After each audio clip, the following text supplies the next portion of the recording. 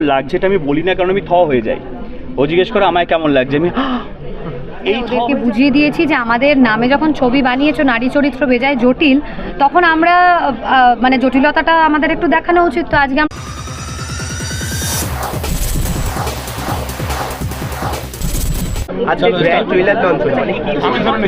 আজকে ট্রেলার লঞ্চে আমরা বলবো আমাদের কেমন লেগেছে। তার আগে আমি তোমাদের সবার থেকে অনেস্ট ফিডব্যাক চাই, তোমাদের কেমন লেগেছে? ভালো লেগেছে, মানে নিখাত হাসির ছবি বোঝাই যায়। একদম, এটা পুরোটাই হাসির ছবি এবং তার মধ্যে ইমোশনাল কিছু ড্রামা তো অবভিয়াসলি আমাদের বাঙালি মানে ইমোশনাল তো থাকতেই হবে, সেটাও আছে। আর সত্যি বলছি যে আমরা ছবিটা নিয়ে ভীষণভাবে হোপফুল। আমাদের আরও কিছু গান বাকি আছে এখনও, যেগুলো তোমাদের সবার সঙ্গে আমরা শেয়ার করব। এখন অবধি সব পজিটিভ ফিডব্যাকসই পাচ্ছি। আমি শুধু চাই ছবিটা খুব রমরমিয়ে চলুক। এই 9th জানুয়ারি থেকে ছবিটা সবাই দেখুক, হাউসফুল হোক। এবং 23শে জানুয়ারি সরস্বতী পুজো, তো যারা প্ল্যান করে রেখেছো প্রেমিক প্রেমিকারা আলাদাভাবে যাবে, তো তারা অবশ্যই দেখতে যাও। বাকিটা অঙ্কুশ বলবে। অঙ্কুশ দা আসার পরে তো এরকম টাইট দিল, মানে কিছু করার নেই, কিছু করার নেই। এইভাবেই আমার জীবনটা দেবে আছে। আর আমার কি বলতো, আমার তো আমার অনস্ক্রিন বলে কিছু না, আমার তো অফস্ক্রিনে এই অবস্থা। তো সুতরাং আমি একটু দেবেই আছি, বাট ঠিক আছে, দেখা যাক। এখন সব দেখো, আমি আরও চাকা দিয়ে উঠবো যদি সিনেমা সুপারহিট হয়, তাহলে হয় না পুরুষদের একটা আওয়াজ অবশ্যই বার্তা আমি দিতে পারবো। তো সেটা খুব ডিপেন্ড করছে। বাট না, jokes apart, thank you so much তোমাদের এত সুন্দর ফিডব্যাক দেওয়ার জন্যে। এবং আশা করি, আমি যেটা আগেও বললাম একটু আগেই, যে আমি চাইবো দর্শক বন্ধুরা যেন হলে গিয়ে সিনেমাটা দেখে, যাদেরই দেখার ইচ্ছা আছে এই ছবিটা, যাতে আমরা সাহস করে আরও ভালো ভালো বাংলা ছবি, বড় বাজেটের আরও ভালো ভালো বাংলা ছবি আমরা বানাতে পারি। কারণ এখন অবধি বিশ্বাস করো, আমাদের জানি হলের অবস্থা যা, এবং কমতে কমতে যে জায়গায় দাঁড়িয়েছে, একটা বেসিক হেলদি রেভিনিউ করাটা আমাদের কাছে খুব চ্যালেঞ্জ। কিন্তু আমার মনে হয় তাতেও যদি আমরা নিজেদের মধ্যে মারামারি খেয়েই না করে সঠিক সিনেমাকে সঠিকভাবে জায়গা দিয়ে ঠিকঠাক করে যদি আমরা রিলিজ করি, তাহলে আমার মনে হয় এখন অবধি ওই 30-40 কোটি টাকা 50 কোটি টাকা ছুতে হয়তো আমাদের বেশ কয়েক বছর সময় লাগবে, কিন্তু অ্যাটলিস্ট এখন যে সবথেকে বড় ইস্যুটা, যে আমরা রেভিনিউ, যে টাকাটা লাগানো হচ্ছে, সেই রেভিনিউ কালেক্ট করাটাতেই আমাদের হিমশিম খেয়ে যাচ্ছে 99% ফিল্মস। সেটা অনেকটা ঠিক হবে যদি আমরা নিজেদের মধ্যে একটা বেসিক ইউনিটি এবং নিজেদের মধ্যে এত মারামারি না করে যদি আমরা সঠিকভাবে নিজেদের মধ্যেই জায়গা করে নিই এবং নিজেদের মধ্যেই সঠিকভাবে ফিল্ম রিলিজ করি।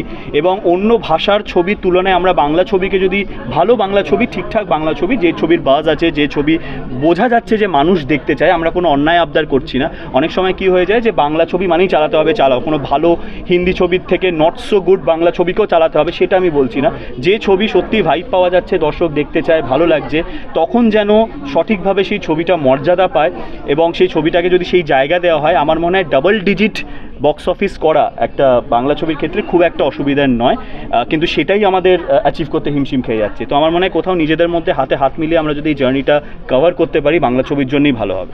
অন্যরকম একটা টাইমে যে তুমি মানে বেছে নিলে, মানে এটাকে একটু টেনশন হচ্ছে? টেনশন, দেখো কিছু করার নেই। এই টেনশনটা এখন যদি আমি না কাটিয়ে উঠতে পারি, তাহলে সারা জীবনই টেনশনটা নিয়ে থাকতে হবে। তার কারণ হচ্ছে যে, হ্যাঁ অবশ্যই আমি আগেও বলেছি যে আমার আফসোসটা, আমার কোনো ব্যক্তির ওপর রাগ নেই বা আফসোস নেই, আমার পরিস্থিতির ওপর একটু রাগ, আমার পরিস্থিতি সার্কামস্ট্যান্সেসের ওপর আমার একটু অভিমান বলতে পারো। কারণ যেহেতু আমি সব থেকে আগে সিনেমাটা অ্যানাউন্স করেছিলাম সরস্বতী পুজোর সময়, সেখানে আমি আর ওই তর্কাতর্কির মধ্যে না গিয়ে আমি সেটাকে 9th জানুয়ারি করে নিয়েছি। আর আরেকটা জিনিস হচ্ছে যে, সত্যি যেসব ছবিগুলো 23শে জানুয়ারি শিফট হয়েছে, আমার মনে হয় তারা আমার থেকে অনেক, অ্যাজ আ প্রযোজক হিসেবে আমার থেকে অনেক বেশি সিনিয়র, এবং এমন মানুষজনও আছে যাদের জন্যে আজ আমি অঙ্কুশ হতে পেরেছি। তো আমার মনে হয় যে আমি যদি সেই অবস্থায়, সেইখানে যদি আমি কোনো তর্কাতর্কিতে যেতাম, আমার নিজেরই খুব খারাপ লাগতো, কারণ আমি ওরকম ধরনের মানুষ নই।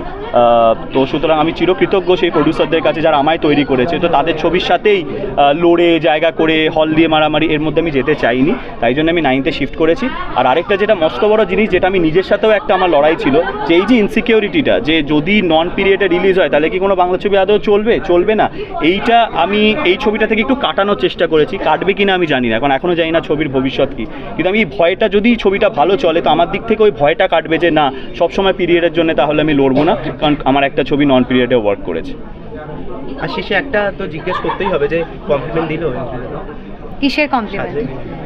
এই সাজের আর কি কমপ্লিমেন্ট দেবে। আর তাছাড়া আমরা মেয়েরা কমপ্লিমেন্ট চাইতে এখানে আসিও নি।